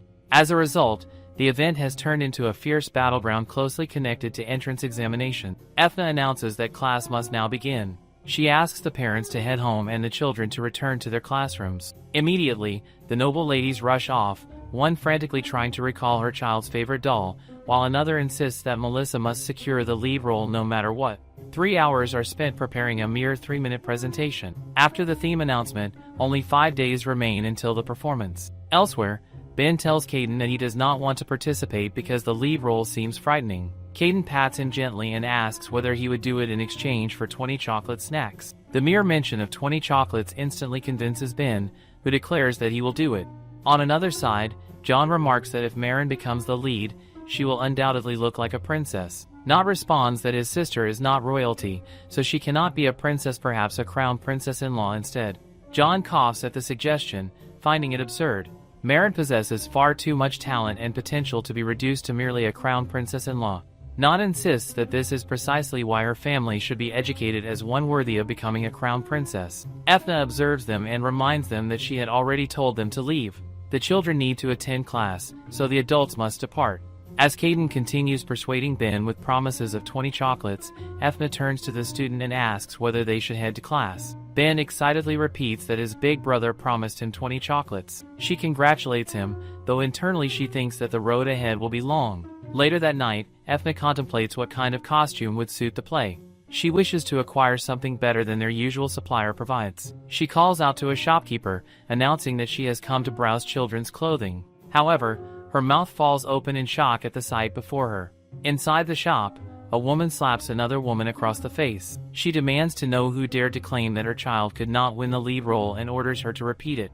Ethna immediately recognizes them as parents from her class and grows anxious. The women argue fiercely. One accuses the other of lacking proper upbringing and culture, claiming it is no wonder her child is hopeless. The other erupts in anger, demanding to know who she thinks she is to judge her daughter's worth. The first challenges her again, questioning whether she is truly wrong. As the woman raises her hand to strike again, Ethna steps between them and receives the slap herself. She collapses to the ground. When she regains consciousness, the noble ladies realize who she is and panic. They anxiously ask whether she is all right.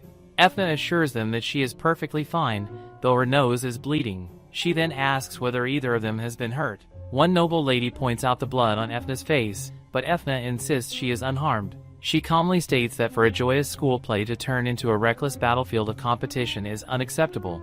If matters continue this way, they may need to consider canceling the event. Both women cry out in protest, calling her teacher. One insists that her son must become student council president. Ethna addresses them firmly and asks whether they intend to continue fighting. The two women hurriedly embrace one another, claiming they will not fight again and that they regret their action. Ethna nods approvingly. Since it is an event the children eagerly anticipate, it must not be cancelled because of incidents like this. The noble lady quickly agrees. Ethna praises them and announces that she will take her leave. She reminds them to continue getting along.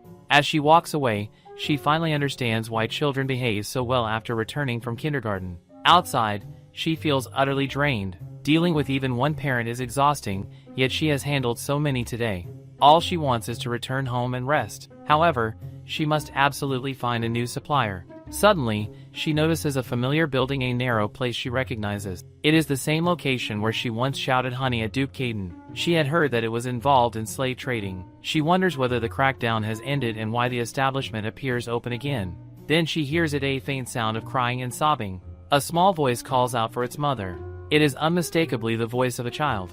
Her heart tightened. It cannot be. Yet as she steps inside the room, the sound grows clearer. Ethna enters the room and thinks about what this could possibly be. She is certain that she heard a child's voice, yet the only thing present is a staircase leading downward.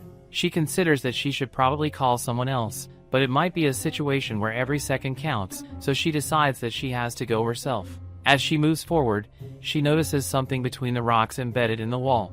It is a paper. She wonders what it could be. All of a sudden, almost as if it is tempting her to read it, she feels compelled to pick it up. Finally, she reads it, and her eyes widen because it bears the temple's insignia, and there is even some kind of shabby-looking magic circle drawn upon it. She decides that she had better take it, just in case. She finally descends the staircase and calls out, asking if someone is there. The stench of blood reaches her nose, and she is literally taken aback as she notices the cuffs hanging from the ceiling. She cannot believe the situation unfolding before her eyes. Just then, she realizes that someone else is present there as well. Ethna knows that she should run, yet it feels as though something is gripping her ankle, binding her in place. Her body becomes unable to move when a man whispers something. It is John. He remarks how judicious it is. Just as he is about to smoke his cigar, he locks eyes with Ethna.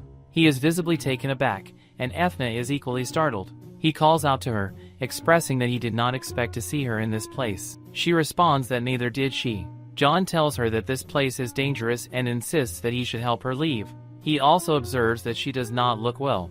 Just as he reaches toward her, she smacks his hand away. John looks at her for a while when she blurts out that she was merely wandering around the dressing room area. She explains that she did not want dust to get on her and be disrespectful, so she apologizes, admitting that she has already been more disrespectful than she intended. Poor Ethna is literally spiraling internally because he remains silent. Finally, he calls out to her and points out that there are dangerous things in this place, explaining that it used to be a site where slaves were bought and sold.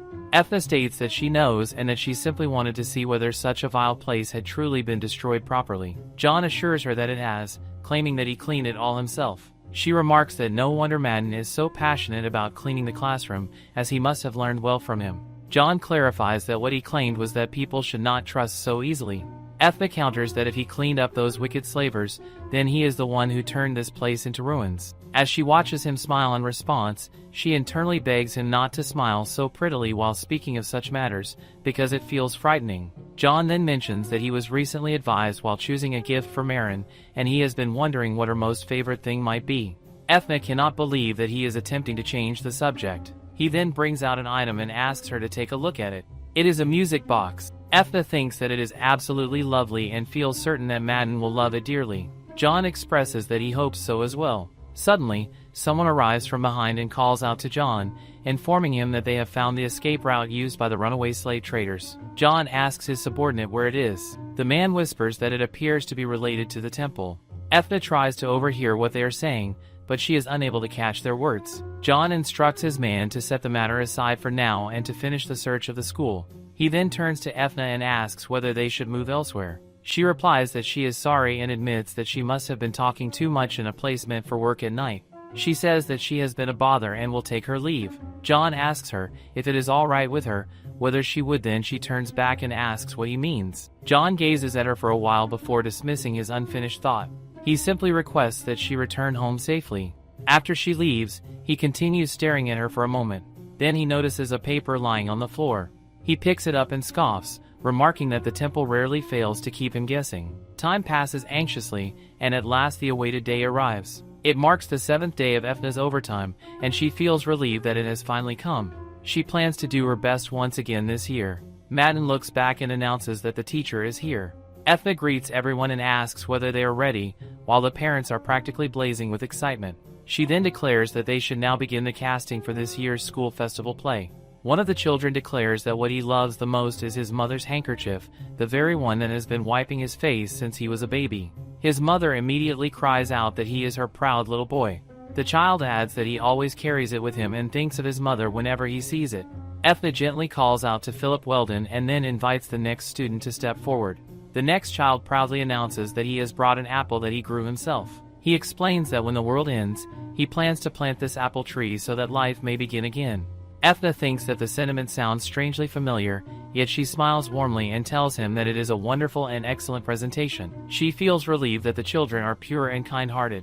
They do not belittle or envy one another's presentations. Instead, they genuinely enjoy listening. Though they are only 5 years old and could easily lose focus, they are listening intently to their friends, feeling proud of one another. Finally, it is Ben's turn. Ethna reflects that even His Highness seemed to wish for Ben to become the main character. Ben reaches into his pocket and brings out a piece of chocolate, which is already half eaten. Ethna wonders whether this is truly the best he could prepare. The other classmates immediately call out that they want some as well.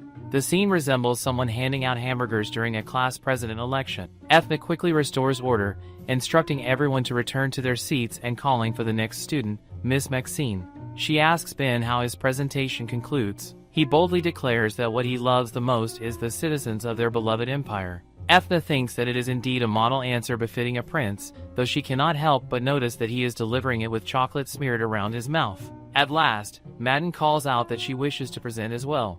Ethna acknowledges that it is indeed her turn. She recalls that the Knight Commander, John, had purchased a music box, and it was so beautiful that she momentarily wonders whether Madden might bring it out. However, Madden announces that what she loves the most is their pretty teacher. She runs forward and hugs Ethna tightly, catching even Ethna off guard. The other students immediately protest that it is unfair because they also love their teacher the most and wish to change their answer. Poor Ethna feels both touched and flustered, thinking that at this rate her skirt might come off from all the enthusiastic hugging. After a brief discussion, the children conduct a secret vote to determine the protagonist of the play. Meanwhile, the noble parents silently pray that their own child will be chosen. Ethna announces that the counting is finished and that the child who will be this year's protagonist is Ben. She asks everyone to congratulate him. Suddenly, Philip bursts into tears, insisting that he should have been the main character because he gave the best presentation. Ethna approaches Philip and gently explains that in a play, it is not only the protagonist who shines, every role can sparkle and be wonderful. However, he continues to protest, declaring that even a villain can possess a presence rivaling that of the protagonist. At that moment, Ben tells Philip that he may take the main role because Ben does not wish to be the protagonist, as it feels frightening. Ethna turns to Ben and asks whether he truly does not want the role. He confirms that he does not. She reflects that not a single child has ever voluntarily given up the lead role before. She tells Philip that he should thank Ben. Then she announces that thanks to Ben's kindness in stepping aside, Philip will become the protagonist. She proceeds to ask whether they should now assign the remaining roles. No matter what happens, Ben seems destined to walk the path of a villain, yet seeing him behave like a gentleman today fills her with immense happiness. She resolves that she, too, must work hard so that she does not fall behind. However, moments later, she finds herself in a terrible condition, feeling as though she might faint. She instructs the children to draw a line on the floor and imagine it as a narrow log bridge suspended above deep, flowing water. The exercise is meant to be a simple warm-up game to observe their acting skills and personalities as they cross from one side to the other. Yet Madden and Maxine are already tugging at one another, each insisting that she is not a slowpoke and hurling childish insults back and forth. Poor Ethna struggles to separate them, thinking that managing unpredictable 5-year-olds feels like enduring a harsh and relentless training schedule. Suddenly, someone begins to chuckle softly. Ethna stiffens and wonders who it could be this time. It is a pretty little girl from the Sunshine class. She approaches Ben and remarks that they have finally met. She boldly states that she intends to take revenge for losing the protagonist's vote. Ben calmly responds that he only wishes to pass through. Ethna begins to worry that the children might end up fighting again. She quickly calls Ben's attention and pretends to hold out chocolate, the very treat he loves so much. When Ben insists that there is nothing there, she dramatically claims that it is special chocolate visible only to good children. She teasingly questions whether it could be that Ben is a bad child. She then asks whether he will accept it and yield the path to her. Ethna realizes that the girl is deliberately testing him. As Ben carefully walks along the white line, he suddenly trips and falls. The girl continues forward without sparing him a glance. Poor Ben cries out that he has fallen into the water. Ethna rushes to him immediately, assuring him that she will save him at once. Meanwhile, someone quietly mutters that at this rate, how could anyone not worry about the Empire's future? Ethna quickly protests that children of this age naturally fall often and that it is simply part of the normal growth process. Then, as the realization strikes her, she abruptly turns around and demands to know why he is here. She goes and drags him out of the class, demanding to know what brings him to the kindergarten. He replies that she possesses impressive arm strength and wonders aloud whether she has ever considered joining the Emperor's direct night order. She apologizes for her rudeness, explaining that if a guardian suddenly visits, the children might be startled. It is none other than His Majesty himself, and she cautiously asks whether something has happened to Maxine by any chance. He responds that nothing has occurred and questions why she would assume so. In truth, he is worried about the Empire's future and thinks that he needs to cool his head in order to work properly. He asks whether she would serve him a cup of tea.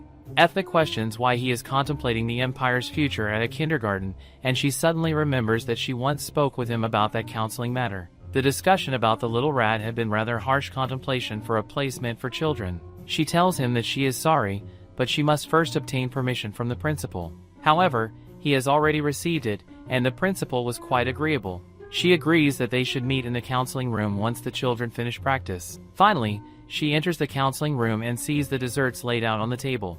It is a dessert set from Shamsun Salon, something that is difficult to purchase even after waiting in long lines. He remarks that he does not truly like sweet things, so she may have all of them. She immediately tells him to please visit often in the future. He responds affirmatively and asks her to speak comfortably and listen, but to his surprise, she is already seated and planning to devote herself entirely to the sweets. He questions whether this is truly acceptable, considering they might be caught being together privately at the kindergarten, adding that he is willing to cooperate with any scandal that might arise. She looks at him for a moment and points out that the principal has given permission and that all the other teachers have already gone home.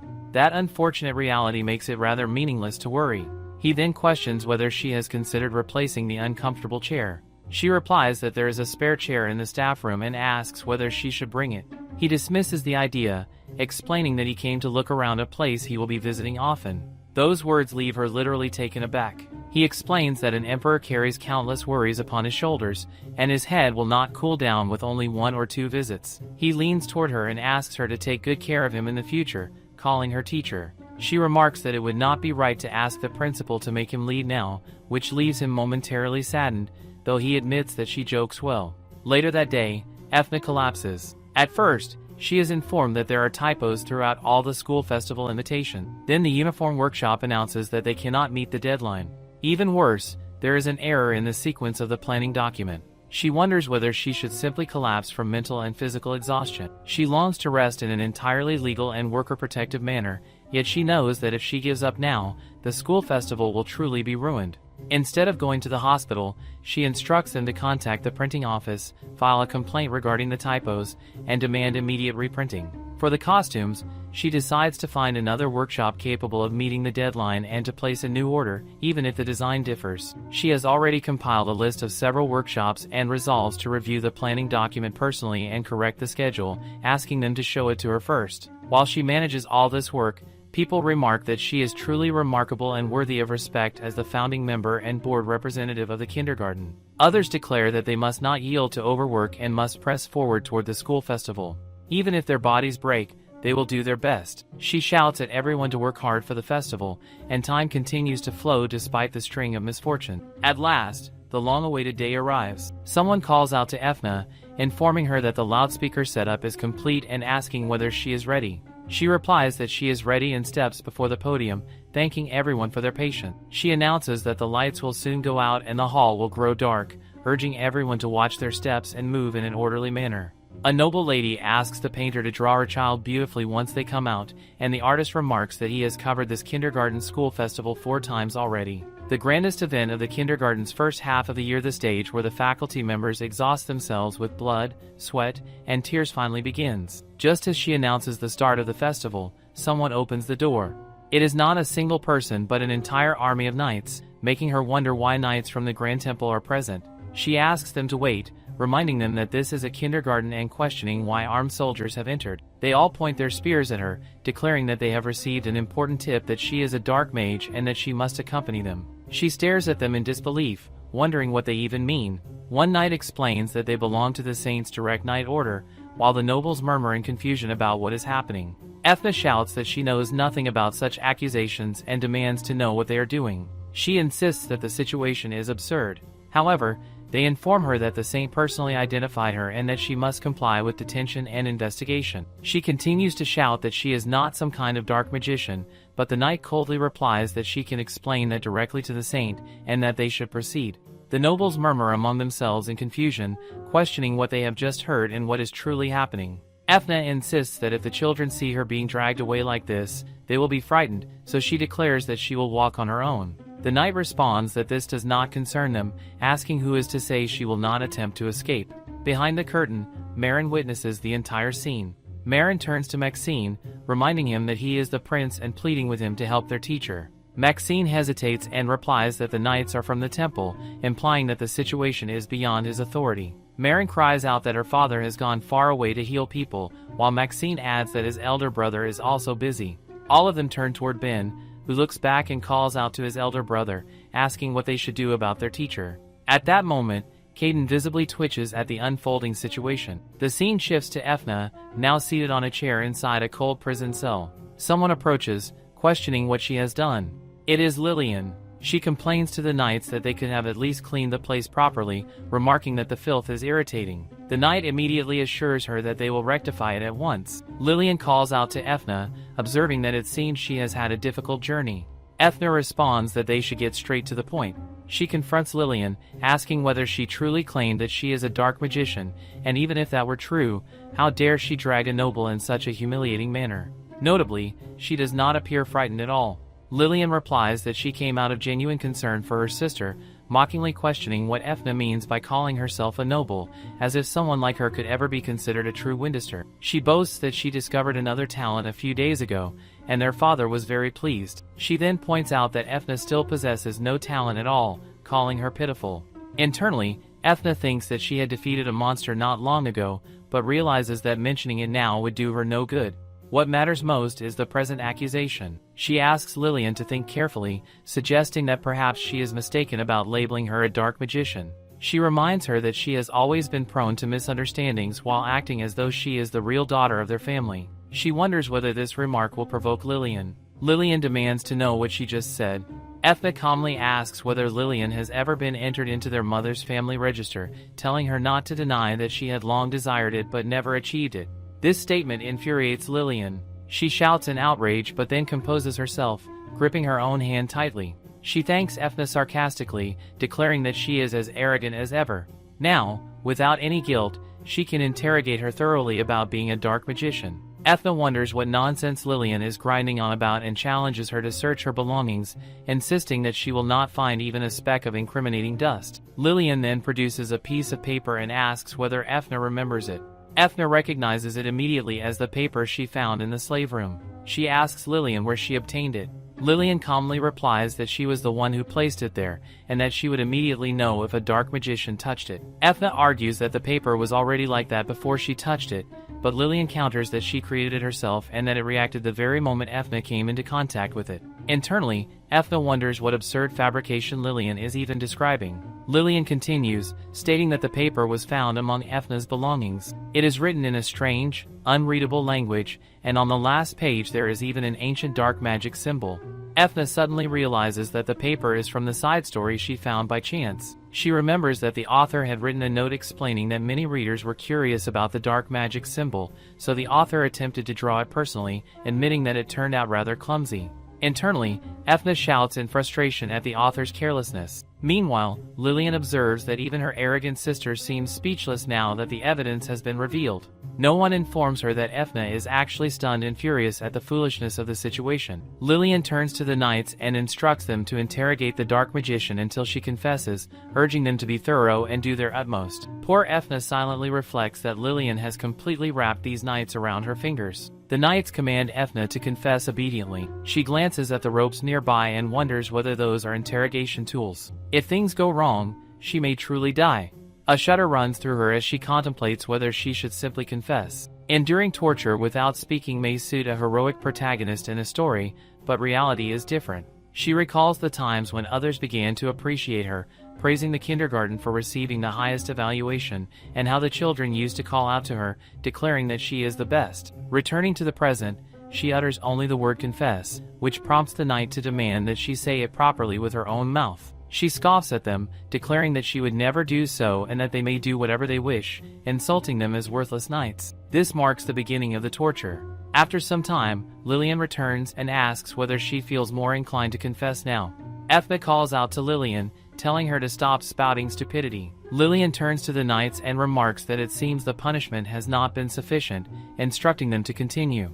Just as the torture is about to resume, Caden arrives with a thunderous blast of gunfire, shattering the suffocating tension within the chamber. Lillian runs toward him in alarm, demanding to know what is going on. The sudden gunshot has clearly startled her. She turns to Caden, claiming that she is frightened and that her body is trembling. Carter looks down at her as she gazes up at him with wide, pleading eyes. She calls out to him, accusing him of breaking down the door and barging in without offering any explanation or clarification, even if he is a duke. Just as she reaches out toward him, he sharply smacks her hand away and coldly instructs her to address him as Your Grace. The reprimand visibly shakes Lillian. He states that he has come to perform his duty, just as being a saint is hers. He calls out her name and announces that, during her so-called peace training efforts, traces of illegal magitech usage were discovered.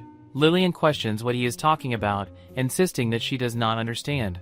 He explains that the restraints she used when apprehending Ethna have been confirmed to be illegal magitech counterfeits. Lillian immediately turns to Sir Hylex, who nervously admits that he purchased those restraints because he believed they were authentic. Caden continues firmly, stating that for this reason, Lillian must accompany them for investigation. Lillian protests loudly, declaring that this is the Grand Temple and that if he dares take her away, the goddess will be furious. She accuses him of making a grave mistake. He merely scoffs and walks past her toward Ethna. Ethna slowly opens her eyes and asks him why he is here, reminding him that he was supposed to be watching the band performance. Caden glances at her and then calmly tells Lillian that he does not believe in gods. After unlocking the cuffs, he gently lifts Ethna into his arms and asks whether she is all right. She replies weakly that she feels as though she is going to die, which prompts Caden to dryly question whether she is asking him to kill that night. She immediately tells him to refrain from making such grim jokes. At that moment, someone calls out to Lillian. It is John. He informs her that because she acted solely on suspicion, the high priest is extremely angry. He advises her to take care of herself until their next meeting, warning that it would be troublesome if she suddenly claimed illness on that day. With that, he turns and walks toward Ethna. Ethna tells John that although she looks like a mess, she truly is not a dark mage or anything of that sort. She insists that she is merely a plain citizen who was tortured. The moment he hears the word tortured, his expression hardens. He looks towards Sir Hylex and declares that they will hear the full story later. North suggests that they should first examine the teacher's condition, but Gaiden pulls her back sharply and questions whether he looks like a fool who would leave someone in a place where she has been tortured to such an extent. Ethna reassures them that she thinks she is fine. John immediately contradicts her, stating that she is clearly not fine and requires healing magic at once. Caden argues that there is a medic waiting outside the temple. John sighs heavily and questions the reliability and experience of an unknown medic. Caden counters that someone struck by a whip imbued with crude holy power cannot be treated with more holy power. Internally, Ethna cries out in frustration, wishing they would simply apply some ointment and be done with the argument. Finally, one of them remarks that in the time they have spent arguing, she could have already been healed, and urges them to stop the pointless debate. Caden eventually hands Ethna over to John, who begins casting healing magic. Meanwhile, Caden fixes a sharp gaze on Sir Hylex and points out how filthy the confiscated item feels. Hylex hastily insists that he knows nothing about it, claiming it was simply lying on the ground and that he picked it up. Another man steps forward, declaring that the object is clearly an unregistered weapon. He remarks that he nearly died of boredom waiting, but they have now secured a solid piece of physical evidence. Ethna looks at the glowing object and wonders what it is. The light radiating from it feels even stronger than holy power. She briefly wonders whether she has died and ascended to heaven, and why an idol group appears to be standing before her. One of the knights rushes toward Caden, chuckling that those men are truly unlucky to be caught by the captain. Caden sharply orders his subordinates to keep their voices down, reminding them that there is a patient present. At last, Ethna asks who those people are. John explains that they are soldiers from the Magitech Control Bureau under the Duke's command. One of the men studies Hylex closely while Hylex desperately tries to step back, as if attempting to preserve his life. Caden then turns to Jaden and asks what it is. Jaden responds that the man's face looks familiar and wonders where he has seen him before, perhaps in a bar or a restaurant, but quickly dismisses that thought. After a moment, realization dawns on him. He asks Caden whether he does not remember, pointing out that this is that very same man. Caden narrows his eyes slightly and responds that he now sees. While poor Hylex cries, Jaden shouts that he is a deserter. Ethna looks back, wondering what a deserter is, when one of the men suddenly recalls the story. He remembers now the man who got drunk, beat up his comrades, and then ran away. Jaden agrees and tries to recall the name, muttering that it was Joe, or maybe George, perhaps Jones or Hylex. After a moment, he remembers clearly that yes, it is indeed him. He explains that the higher-ups had been endlessly harassed by this person. They searched for him for 4 days straight without any sleep.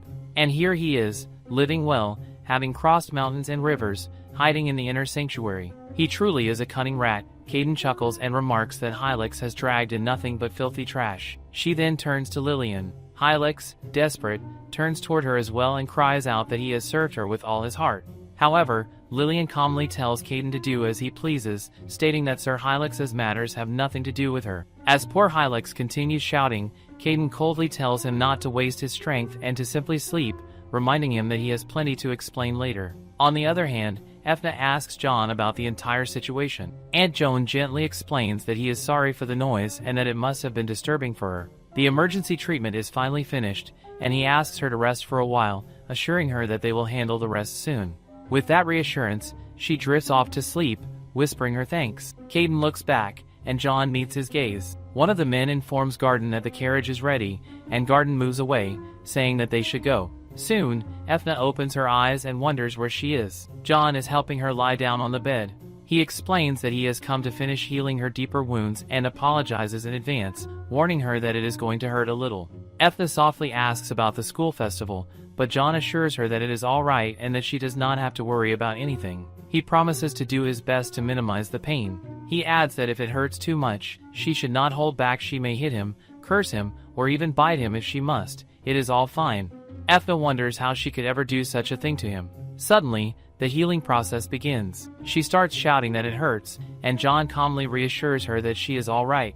He continues the healing, telling her that she will feel better soon and that it is almost over. Through her sobs, she cries about the school festival, saying that she wanted to see it. John tells her gently that she can see it once she is fully better. Finally, he declares that it is all over. She screams one last time, and all her wounds are completely healed. John asks again whether it hurts anymore. With lingering confusion, she questions where she is and insists that she truly knows nothing about dark magic. She explains that she merely found the book by chance and was curious, so she kept it. John looks at her steadily and informs her that the investigation is complete and that she is completely innocent. With tears in her eyes, she asks whether she will be whipped. John looks at her for a long moment and assures her that such a thing will never happen again. Ethna begins to cry once more and says that she has memorized the face of the one responsible and that she intends to crush him. This declaration makes John laugh softly, and he remarks that she truly is a brave teacher, even offering to help her. She immediately refuses, saying that it is fine and that he should not witness such dirty matters. However, she then suddenly questions where they are. He informs her that she is in his chamber within the inner sanctuary, and that the bed she is lying on is his. At this revelation, she lets out a hysterical shout and jumps off the bed, apologizing profusely for being in his room and insisting that she will leave immediately. John firmly refuses, stating that no healer would allow a patient to leave in such a condition. He adds that she must be hungry and that he will bring her something to eat. Ethna then notices his arm, which is covered with numerous wounds. When she looks at it, he casually explains that sometimes stray cats wander into the temple, and he temporarily takes in the injured ones. He assumes he must have been scratched during that process. Ethna immediately responds that the cat must have been in pain to lash out like that. She grows worried about Marin, knowing how much she loves animals. John reassures her that she does not need to worry and that he will handle it. Though she continues to argue about Marin, John insists that she must rest and promises that he will take care of the cat. With that, he leaves, asking her once again to please rest. Once he is outside, one of his men informs him that they have confirmed evidence proving that Saint Million fabricated everything. The man then asks about Helix, wondering whether he should bring him over for interrogation or, since he is a deserter anyway, simply deal with him. John instructs him to leave Helix alone. His subordinate is puzzled and questions why they should leave him be. John repeats his order to leave him. The man suggests that if it is merely for appearances, then perhaps they could still. However, before he can finish speaking, John sharply commands him to stop. He reminds him that Ethna does not wish to see such ugly things. The next day arrives quietly. Marin is sleeping peacefully, while Ethna lies beside her. For 7 days, she has been on unpaid sick leave from the Grand Temple. John enters the room and gently picks up Marin, smiling softly as he remarks that Marin has come to see her teacher again. He reminds the child that she should be resting properly since she is still sick, yet he still carries her carefully in his arms. He apologizes to Ethna as he does so. Throughout these days, Ethna has been receiving John's devoted care. Ethna rises slightly and asks him what she told him that morning. He answers that she had said the meat stew was truly delicious. She sighs and clarifies that she did not mean that. John comments that this must already be the 100th apology. He insists that it is not her fault, so she does not need to apologize. Ethna responds that since he knows that, why does he keep apologizing? If he continues doing so, Marin will become so embarrassed that she might even get angry. John pauses thoughtfully and then says that she should indeed get angry, almost as if he is pleading for it. His reaction catches her off guard, and she cannot help but wonder if that is somehow his preference. Later, Ethna is seen examining a mutual agreement coordination document bearing the Emperor's official seal. John points out that she does not need to trouble herself by reading it, but he thought she might be curious about how the imperial family is handling the matter. Ethna expresses sincere gratitude for him sharing something so important with her. However, John casually takes the paper back, saying it is not important at all and that he only worries her health might worsen if she reads such dreary documents. Even so, she can already sense that the relationship between the involved parties is not good. Just then, a maid arrives and informs them that the departure preparations are complete. John remarks that he had told them to take their time, but her diligence is the problem. He then turns to Ethna and says that he will step outside while she changes into fresh clothes. When she suggests that she could simply leave wearing the outfit she arrived in, John firmly refuses, saying he cannot allow her to go out in such a revealing outfit. With that, he adds that he will call for the carriage. Just as he is about to leave, Ethna calls out to him and thanks him sincerely for taking care of her. Seeing her smile causes him to fall silent for a moment, and he merely congratulates her on her discharge. The scene shifts to a concerned lady looking at Ethna anxiously. She questions whether the Grand Temple even fed their patient properly, pointing out how thin Ethna looks. She insists that they should get her some food first and adds that she will contact the kindergarten to arrange a few more days off. Ethna reassures her that she has rested enough and truly cannot take any more time off. She admits that the bed was simply too comfortable. Although a 2-week recovery diagnosis would justify it, she knows she must snap out of it and not forget her duty as an educator. Suddenly, her second brother enters the room. Ethna immediately scolds him for not knocking and asks whether he cannot see that she is a patient. He informs her that she has a visitor, the head of the kindergarten. Hearing that her superior has come to see her fills her with worry. She begs her brother to help her, but he teasingly asks what she could possibly have done to deserve such panic. Ethna urges him to stop fussing and simply grab a dress from the wardrobe. The principal presents Ethna with comfortable indoor clothes and tea leaves said to aid recovery. She reassures Ethna not to worry about the kindergarten and to rest for a few more days. Ethna insists that there was no need to go this far, but the director gently asks her not to refuse, explaining that these gifts are from the kindergarten staff and the Parents Association. After all, Ethna has worked hard, and the ordeal must have been difficult. The director mentions that she heard the situation ultimately turned out to be a mistake by the temple. They even received an official notice from the Grand Temple. This angers her, as she questions how they could threaten children with such sloppy handling of matters. Ethna responds calmly that everyone makes mistakes sometimes and remarks that the secret to surviving in society is to pretend to be weak and kind. The director comments that Ethna is always so kind. That is precisely why, after a faculty meeting, the kindergarten has decided to suspend volunteer teaching for the temple temporarily. Ethna thinks to herself that the director is the scariest when she smiles like that. Nevertheless, she suggests that they should at least continue sending teaching materials, since many volunteers still cannot read. The director agrees, but only to that limited extent. Soon, someone announces that 2 more visitors have arrived. They explain that as soon as they heard Ethna had returned, they rushed over, worried, sick, and unable to sleep. One of them even brings tofu, mentioning that on the eastern continent it is customary to eat tofu after being released from trouble. They sit down together, reflecting on how Ethna had been taken away. Regarding the Wind Esther family, it is revealed that they have been banned from the Noble Assembly for 3 months. The director asks if this is true, and someone confirms it, stating that they behaved so rudely that no one would invite them to gatherings now. His Majesty himself issued the ban. To think that Ethna was framed. Thankfully, the formidable parents have remained firmly on her side.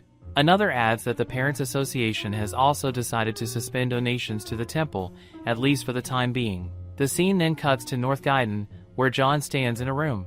Ethna peeks from behind a curtain, observing their expressions and thinking that the 3 of them truly are still bitter about the previous school festival. At last, the curtain rises once more for this year's school festival. The students stand ready to perform.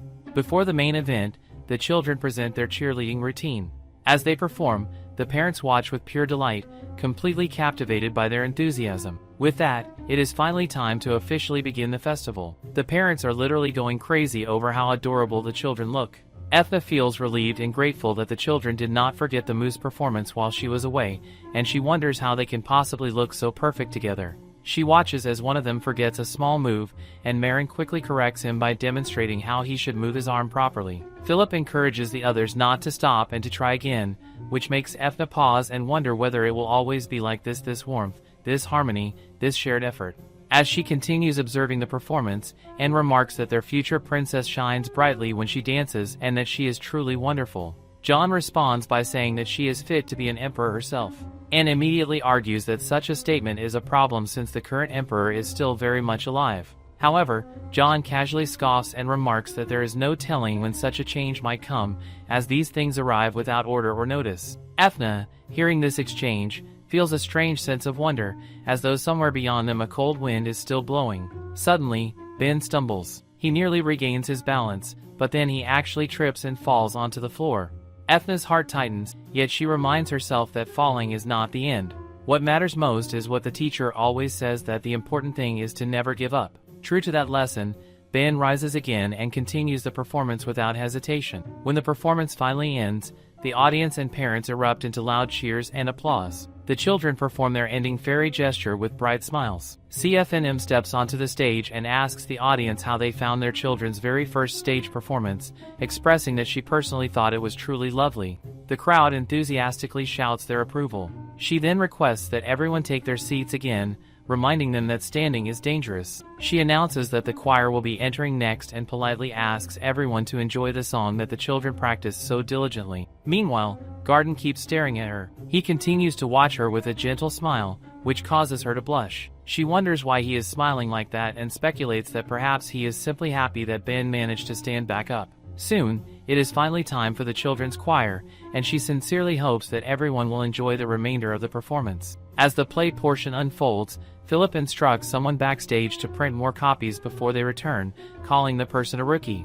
The storyline of the play progresses roughly as follows. The protagonist, Philip, challenges the strongest warrior, Maxine. However, Philip, who is considered the weakest of all, is thoroughly defeated. Later, he consumes the fruit of the sacred tree and raises his stats. After undergoing special training with the spirit Marin, who only behaves smoothly when scolding others, he eventually manages to knock Maxine's sword away. Maxine acknowledges that Philip has grown stronger. In response, Philip explains that he did not grow stronger by his own power alone. He had a great rival like Maxine and received the fruit of the mysterious tree, and thanks to that support he was able to improve. At that moment, someone suddenly calls out to Philip. It is Madden, who begins shouting at him for failing to mention the spirit lady. Ethna steps in and grabs Marin by the collar, stating firmly that a dignified spirit should not seize others by the collar like that. In that instant, with a profound and genuine feeling, she realizes that she has truly returned as the teacher of the Sunshine class. The hectic kindergarten performance finally comes to an end.